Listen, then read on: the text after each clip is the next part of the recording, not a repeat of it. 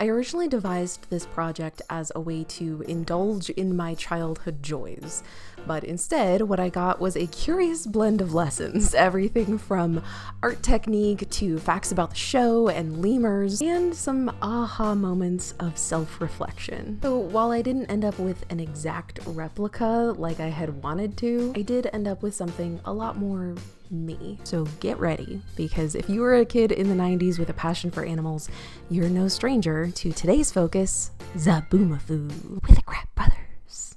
Alright, first things first, let's get this out of the way. It's zoboomafoo with an O, not an A. Sorry to wreck your day with that, but someone had to say it. All right, now we can move on. I knew this project would be a challenge, but I still thought that it was enough within my skill scope to not be an absolute nightmare. But as most creatives can relate to, the project quickly snowballed out of control. I started out by refreshing my puppet building knowledge and collecting a lot of reference images of zoboomafoo to capture an entire folder full of screenshots that would be very creepy if it wasn't a lemur puppet. But my research went far beyond that creepy stalker folder, which brings us to phase 1. The research essay. After their success of documenting wildlife for other children's programs like Kratts Creatures, the Crap Brothers wanted to continue teaching children about animals, but this time with a different vibe. Zoboomafoo originally aired in 1996, and it took place in Animal Junction, a magical place where animals from all over the world could stop by, get cozy, sometimes at the same time, and without attacking each other. That last part was pretty critical. Zoboomafoo offered a way for kids to learn about animals from an animal ambassador. And with such a wide variety of segments with places out in the wild, there in Animal Junction, the stop motion, even fellow kids who served as animal helpers, there was a little bit of something for everyone. It allowed kids to feel empowered and involved and included. And most importantly, it had a way to accommodate almost any animal. The Crap Brothers were highly involved in the behind the scenes of the show, making sure that it maintained a positive and energetic vibe. The Crap Brothers' love for the animals was always evident. They prioritized the animals' needs ahead of scripted bits or things that they needed for the show. Instead, they were really good at rolling with the punches and working with the animals how they chose to show up. While most animals that were on the show were small or infants or just not dangerous animals to begin with, and that did mitigate most of the disaster, the run of the show did not escape having a few close calls. After all, even tiny juvenile jaguars have sharp teeth and claws. On more than one occasion, the Crap Brothers themselves were one animal handler intervention away from an attack. And the actual Zoboo puppet was almost the victim of the jaguar that we see in the opening sequence. There was also a baby bear that decided to walk off set, and luckily, if I'm understanding it correctly, he took the back door out, which was great and a blessing in disguise, because if he had taken the other door, he would have gone out into suburbia. Luckily, the animal handler had phoned the team, just said, everybody stand still. And so the bear comes from the other room, walks past just a bunch of people standing there, watching him walk past. And then the animal handler quickly retrieved the bear from outside. But, that could have gone worse. Despite its success creating a beloved show and mascot, the show only lasted for 2 seasons and then was canceled. Now, I always assumed that zoboomafoo was canceled because it is a logistical nightmare to just have animals on set all the time. But from what I can research, it actually just was the trend at the time to make 2 seasons of a kid's show and let it live on in reruns. 2 seasons was enough to inspire a generation of animal lovers, myself included, and it was more than enough for this project. Combing through a few episodes and pausing a lot, I finally compiled a vast array of different angles and screenshots of the Zoboo puppet. But there were still some parts that I never quite saw on the puppet itself, for what I think are pretty obvious reasons. For one, he is a puppet, and so the arm has to enter him somewhere. So we never really see the back of the puppet. I'm honestly not sure where the puppet hole is on him. Whenever we do see the back of zoboomafoo, it cuts to the actual lemur. And second, he isn't a live hand puppet, which means his fingies are not piloted by actual fingies.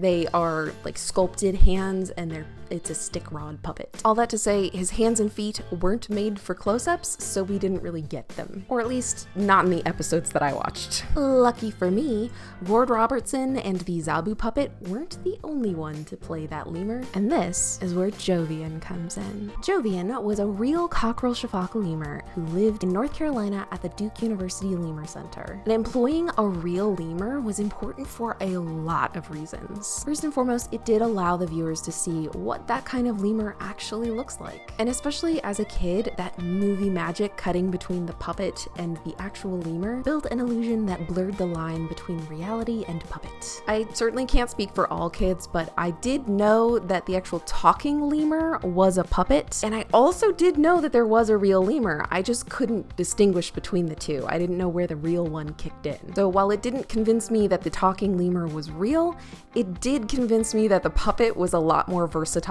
than it actually was, which was actually kind of the point. The brothers wanted Zoboomafoo to be able to leap, climb, and explore all around the set without the limitations that a hand puppet would have. So by cutting between the puppet and the real lemur jumping around set, it allowed the character to be a lot more dynamic. The crew, including the brothers, auditioned a bunch of different lemurs, and Jovian was a clear standout winner because he was curious, he was active, he was very engaged. He was also assisted by his parents, who appeared in some shots instead of him, as well as alongside him in the Lemur Day episode. Before this project, I always assumed that the lemurs were brought to the set, not the other way around, but they actually built a replica set there in North Carolina just for the lemurs, filmed all of the shots that they would need for the show, and then deconstructed that version of the set. And there's a reason for this. The brothers were no stranger to the Duke Lemur Center and its incredible legacy. I was intrigued to learn that cockerel shafaka lemurs are actually incredibly hard to take care of in captivity. So hard, in fact, that this center is one of the few in the world that has managed to crack the code and do it successfully. So much so that if you've seen a cockerel shafaka lemur here in the US, it's most likely on loan from the DLC and heavily overseen by their care. Now, before you get mad that these innocent little babies are being imprisoned, we must address some important facts. The cockerel shafaka lemur comes from the desert side of Madagascar, and their environment is heavily threatened. They are classified as a critically endangered species, so raising them in captivity helps aid research and awareness towards conservation efforts. So if you want to see these animals and others like them continue to thrive and to be free and in the wild, consider supporting a wildlife conservation effort in whatever way you can. And if for some reason you've clicked on a video about Zoboomafoo and you don't care about saving cute little lemurs, I'm confused, and I would ask you to look inward. Despite being knee-deep in research, I still wasn't finding some very oddly specific information that I was looking for. So I took a shot in the dark and I emailed them. I told them that I was working on this project, and I asked them for lemur measurements. Specifically how long the arms, the legs, the hands, the feet, the torso, and the whole body were, and the tail. Don't forget the tail. As well as any pictures they might have of the front and the back of the hands and feet. Those pictures were proving incredibly elusive. The response I got back was incredible. I had been worried about emailing them because I didn't want to bother them with something silly and dumb, but they seemed amused at what I was doing, so that's nice. Not only did they give me the measurements that I asked for, they also sent the most incredible reference pictures that I ever could have imagined. They didn't have close-ups of the palm of the hand or either sides of the feet, but they did have a close-up of the back of the hand, and that was so cool to see because you could even see the grooming nail on the index finger, and that was something that I hadn't even thought about. So I just got so excited about like what other details I can learn about lemurs and incorporate into the build. You can see where it started to snowball. So this left me with a fork in the road. I could either lean into making it more realistic and go by the reference images for the hands, or I could stay a little bit more loyal to Zoboo himself, the puppet, and try and give him chunkier, almost gloved hands. With such an amazing reference image, I felt like I had to go with realistic hands. But for the face, well, we'll get there. Which brings us to phase 2. patterning. It was finally time to start creating, and at this point, I still felt very confident. I knew it would be a challenge, but I was still expecting it to be doable. I started with the head, and because I had made other puppet patterns before, I just went in blind and thought I could sketch it from scratch. Spoiler alert, I couldn't. So this was the beginning of my downfall.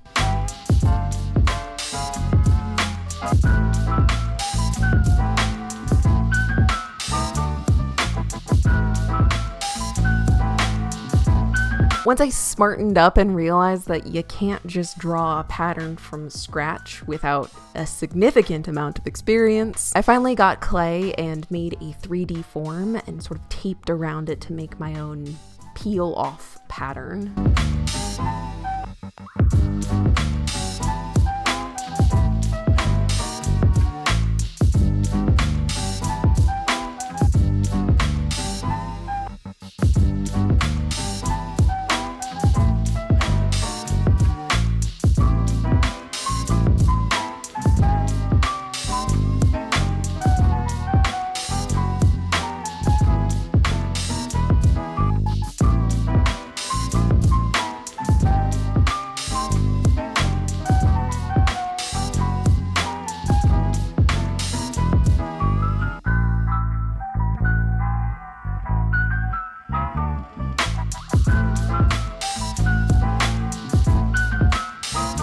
And you'd think I would have learned from that and done the same thing for the body, but turns out no. I decided to just ignore that lesson and use a completely different method.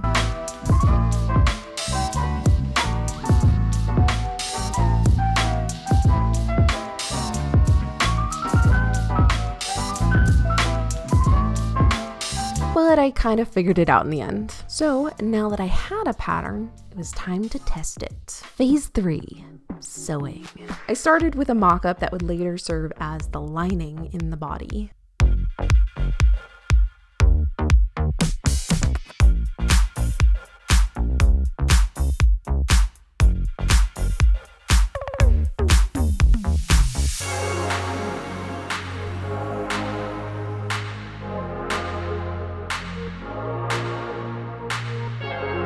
The biggest problem with this mock-up is not that it looks like a horrifying pajama monster, although that is also true, but that it didn't show me what it would look like with the fur on, and it also didn't give me an idea of what the face would be. So as I worked on the mock-up, I gained a lot of confidence, but I would not retain that for long, because it was time to bring out the fur. Now, if you've ever worked with fur, you know that it is the glitter of the fabric world.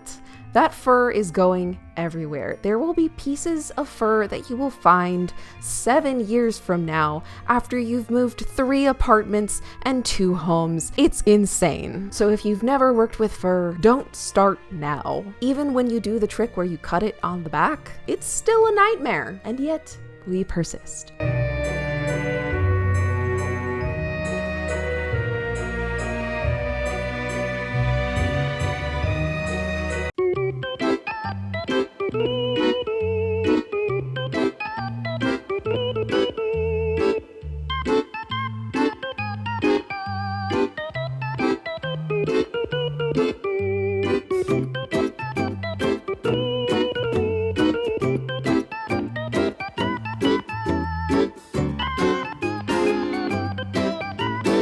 Now, I was very proud of myself for checking the direction of the fur and laying down the pattern pieces according to which way I wanted the fur to lay. It just so happens that I was wrong about which way the fur was supposed to go. So that was unfortunate. I've been told they usually like to cut it where instead of the fur growing down, the fur would be growing up, so that when the puppet is kind of in action and moving, the fur falls down and has a lot more movement to it. It's not just settled and almost matted up against the body. It's out and it's fluffy. So once I realized that, I flipped it upside down. I combed it the wrong way, or the right way. I combed it the other way, and I steamed it so that it would kind of stay in that position. That actually ended up being a much better result than even laying the fur the wrong way in the first place. or the right way in the first place? You get it.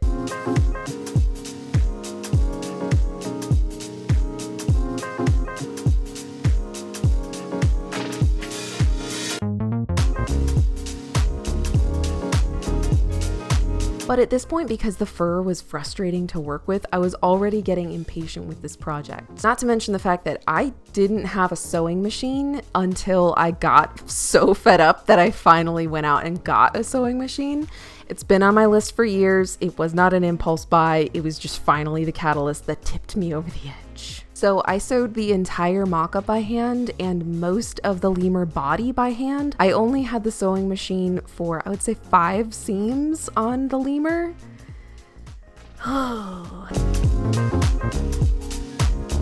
But the real problem was realizing how much work this project was already taking. As a lot of other creatives out there can relate, I'm sure I had started this project not fully understanding how big of a task I was assigning to myself. I had expected this project to take about 3 weeks, maybe 4, and at this point I was well past that, and I already wanted to wrap it up, but I was nowhere close. Phase 4, sculpting.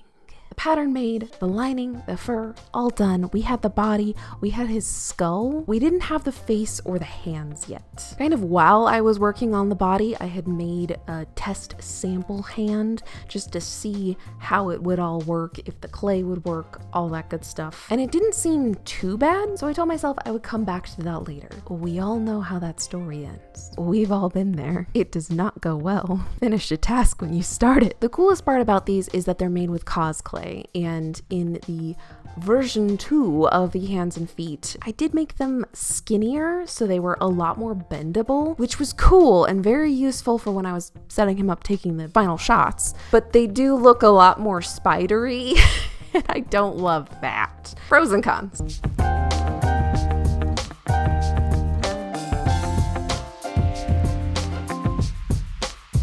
As for the face, oh boy. The first attempt was just so frustrating and so bad that I didn't even want to film it. I was trying to soft sculpt it with fabric and stuffing, and that's not a technique that I'm really familiar with, so it wasn't going well and it just kept getting worse.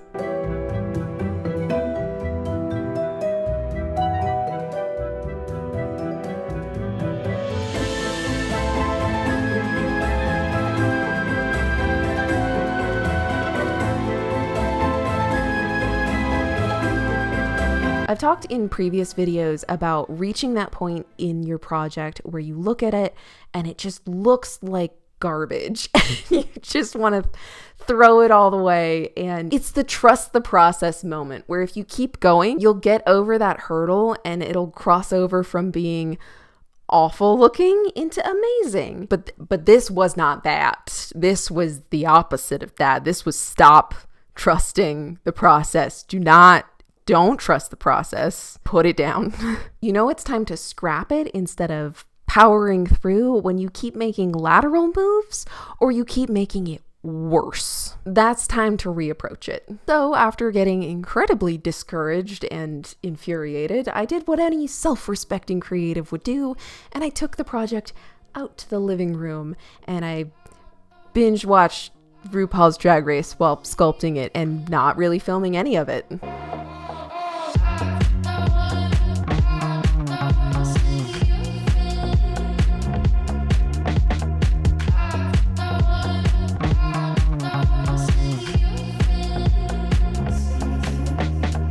Immediately, I was so much happier with this result. It was no longer a nightmare creature, and it started to actually look cute. But it definitely wasn't Zoboo anymore, and I was okay with that. Obviously, at this point, I had kind of thrown away a lot of the goals that I had started with.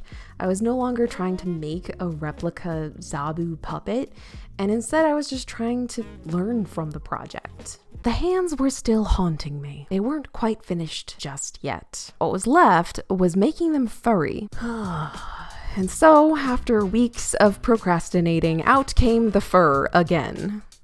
My first strategy was to cut little sections of the fur and glue them manually onto the hand, create an entire hand full of glued fur. Not only was this incredibly tedious, but this was also an exercise in frustration and patience, as the fur got glued not just to the lemur hands, but to my hands as well.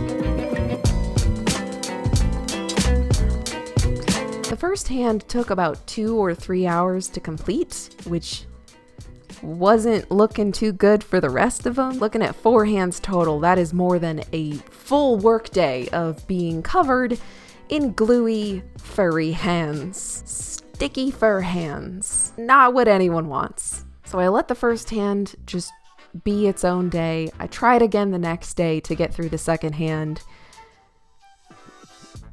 And halfway through, I ordered a flocking machine because no, don't do that. Don't do that. Don't do that. We have the technology. Just get a flocking machine. They're like $20. Phase 5. Let's get this done. Yeah, I didn't film this part.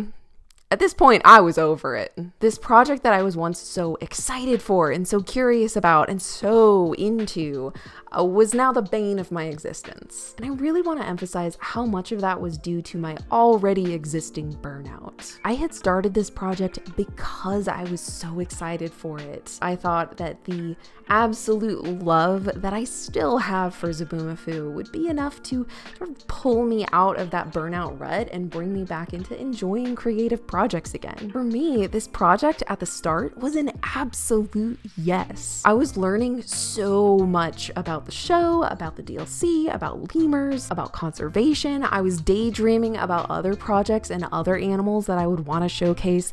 At one point, I had brainstormed a 5-year plan on how to make this my entire art specialty of conservation and animals and drawing. It really snowballed. I don't know any other way, but I was having a great time at first. So I knew that reaching this level of frustration and that return of burnout was a clear sign to me that it wasn't the projects that were the problem. I realized that I never learned how to approach a project with a healthy mindset. I know how to break a big project into small goals. I know how to identify the needs of a project. I know when and how to pivot. I know how to learn new skills when the project demands it. But what I still need to work on is knowing when to let a fun idea sit on the shelf because I identify it's too much work. I still need to learn how to set small goals, not grand demands. So as I was wrapping up this project, I let it take the back burner. I worked on it slowly. I let my main focus for the day be my day-to-day tasks. Then when it was close enough, I told myself today is the last day. However far I get, that's as far as it goes. And I stuck to that. Yeah, that does mean some unfinished bits, but it also means that I'm finally learning to set some boundaries with myself and my own projects, which is a pretty great feeling. I guess you could say the real childhood joy wasn't the lemur, it was the boundaries we made along the way. So now, without further ado, here he is.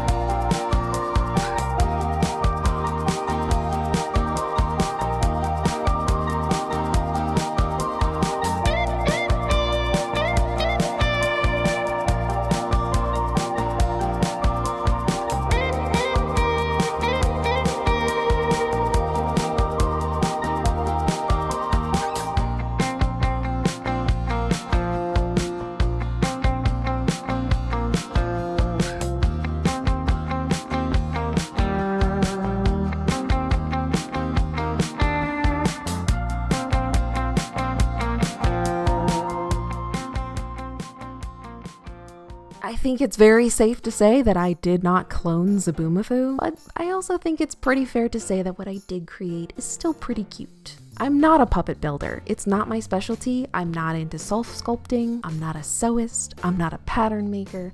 All of these skills were well outside my wheelhouse. So the fact that what I managed to create is recognizable and functional is a win. So I'll take that. I also learned a lot more than how not to build a lemur. I came out having learned a lot more about myself, my workflow, and how I want to approach future challenges. The first, biggest, and most important thing is to recognize for myself and finally accept and internalize that I have severe burnout and a really unhealthy mindset when it comes to working on big projects. That workaholic mentality is hard to break. And rest assured, if you're new here, the burnout is not from this project. It's a decade-long problem of people-pleasing, not saying no, and just trying to accrue new skills to stay employed. So while this project certainly didn't help, it was not the cause of the burnout. I kept trying to find exciting projects that would spark that love of creativity in me again, but I haven't changed the way I'm approaching anything. I'm approaching burnout recovery with a workaholic mindset, and you can't work your way into relaxation. Instead, I needed to take a page from the Kratt Brothers book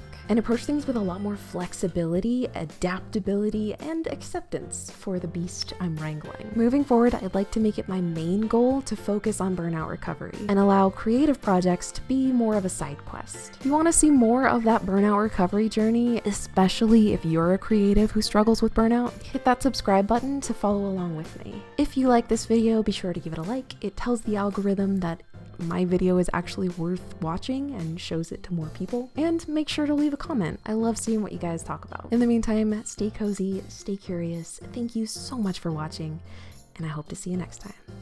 Bye.